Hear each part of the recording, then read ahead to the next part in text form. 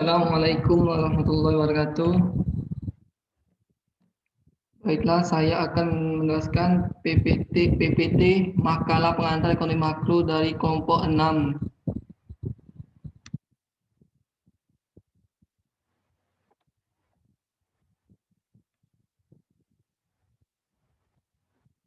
Yang berjudul tentang teori uang, inflasi dan deflasi, fungsi perbankan, penyebab inflasi dan deflasi, dan solusi teori uang dipandang dari sisi Islam. Baiklah, yang pertama, pengertian uang, inflasi, dan deflasi. Secara umum, uang hanya dikenalkan sebagai instrumen pertukaran dalam proses transaksi kehidupan masyarakat luas. Inflasi adalah suatu keadaan di mana terjadinya proses kenaikan harga-harga barang umum secara terus-menerus dalam kurun waktu tertentu. Secara umum, deflasi adalah penurunan harga barang yang terjadi pada periode tertentu dan berlaku untuk waktu yang lama. Fungsi uang dan perbankan. Fungsi uang yang pertama ialah satu, sebagai perantara tukar-menukar. Dengan adanya uang telah memungkinkan untuk memperoleh barang yang diinginkan hanya dengan cara menemukan orang yang memiliki barang dan kemudian memperoleh barang tersebut. Yang kedua, sebagai satuan nilai. Satuan nilai adalah satuan ukuran yang menentukan besarnya nilai dari berbagai jenis barang. Yang ketiga, uang sebagai alat bayaran tertunda. Satu syarat penting agar fungsi uang yang ketiga ini dapat dijalankan dengan baik adalah bahwa nilai uang yang digunakan harus tetap stabil.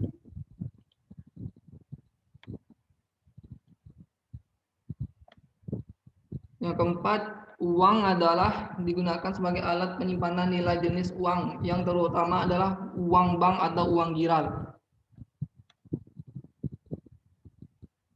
Fungsi perbankan. Yang pertama, menyediakan mekanisme dan alat pembayaran yang efisien dalam kegiatan ekonomi. Yang kedua, menciptakan uang melalui penyaluran kredit dan investasi. Yang ketiga, menghimpun dana dan menyalurkan kepada masyarakat. Yang keempat, menyediakan jasa-jasa pengelolaan dana dan perwakilan amanat kepada individu dan perusahaan. Yang kelima, menyediakan fasilitas untuk perdagangan internasional. Yang keenam, memberikan pelayanan penyimpanan untuk barang-barang berharga. Yang ketujuh, menawarkan jasa-jasa keuangan lain, misalnya kartu kredit, ATM, dan lain-lain. Penyebab dan solusi inflasi. Penyebab inflasi yang pertama adalah demandful inflation, adalah inflasi yang terjadi karena adanya kenaikan permintaan agregat. Yang kedua, cost push inflation, ditandai dengan kenaikan harga serta turunnya produksi. Yang ketiga adalah mixed inflation, inflasi yang terjadi di berbagai negara di dunia ini pada umumnya adalah campuran dari kedua macam inflasi tersebut di atas, atau apa yang biasa disebut sebagai inflasi campuran. Inflasi campuran disebabkan karena adanya campuran antara inflasi tarikan permintaan dengan inflasi dorongan biaya.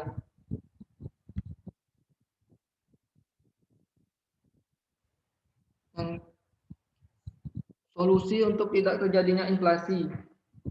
Yang pertama adalah kebijakan moneter. Kebijakan moneter adalah segala bentuk kebijakan yang diambil pemerintah di bidang moneter keuangan yang tujuannya untuk menjaga kestabilan moneter agar dapat meningkatkan kesejahteraan masyarakat. Kebijakan moneter meliputi kebijakan penetapan persediaan kas, kebijakan diskonto, kebijakan operasi pasar terbuka. Yang kedua adalah kebijakan fiskal. Kebijakan fiskal berkaitan dengan penerimaan dan pengeluaran anggaran pemerintah. Kebijakan fiskal yang dilakukan pemerintah untuk mencegah inflasi adalah dengan mengurangi pengeluaran pemerintah, meningkatkan tarif pajak, serta melakukan pinjaman.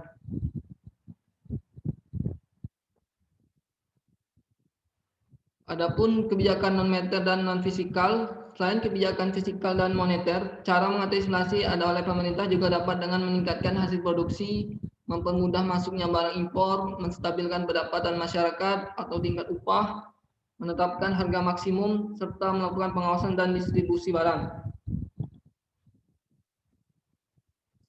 Penyebab terjadinya deflasi. Yang pertama adalah penurunan jumlah uang yang beredar. Yang kedua, persediaan barang yang terlalu banyak. Yang ketiga, kebijakan dari pemerintah atau bank sentral. Yang keempat, terjadinya penurunan permintaan terhadap hasil produksi. Cara-cara mengatasi deflasi. Yang pertama ialah menetapkan kebijakan moneter. Yang kedua, menerapkan kebijakan fiskal. Yang ketiga, menaikkan nilai upah pekerja. Yang keempat, menurunkan suku bunga pinjaman perusahaan. Atau yang kelima, menurunkan biaya pajak.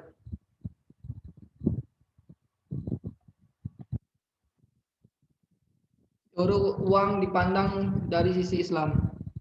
Ekonomi Islam mendefinisikan uang adalah sebagai fasilitator atau mediasi pertukaran, bukan komoditas yang dapat dipertukarkan dan disimpan sebagai aset dan kekayaan individu.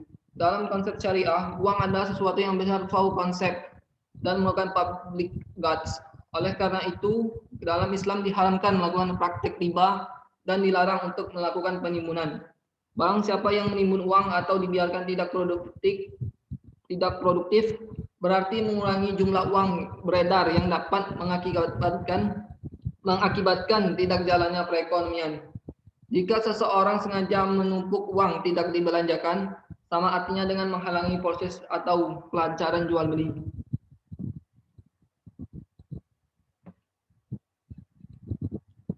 Sekian yang bisa kami sampaikan dari makalah PPT makalah kami. Terima kasih. Wassalamualaikum warahmatullahi wabarakatuh.